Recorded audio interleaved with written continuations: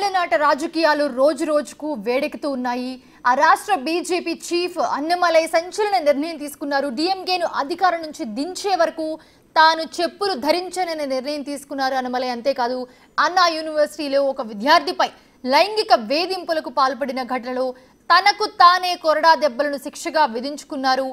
రాష్ట్రంలోని చెడు అంతమైపోవాలని మురుగన్కు తన మొక్కు చెల్లించుకుంటున్నారని చెప్పి ఈ మొక్కు చెల్లించుకున్నారు ఆయన.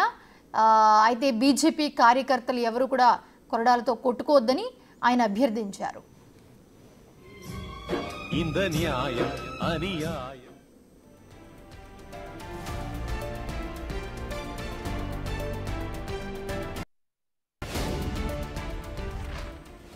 రైట్, ప్రస్తుతం చూస్తున్నాము అన్నా యూనివర్సిటీ లైంగిక వేధింపుల కేసులో బాధితురాలికి న్యాయం జరిగే వరకు కూడా వదిలేది లేదంటూ అన్నమలై తనకు తానే కొరడా శిక్షను విధించుకున్నారు.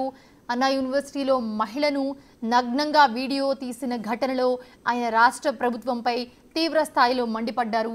డిఎంకే ప్రభుత్వంలో మహిళలకు రక్షణ లేకుండా పోయిందని ఫైర్ అయ్యారు ఆయన.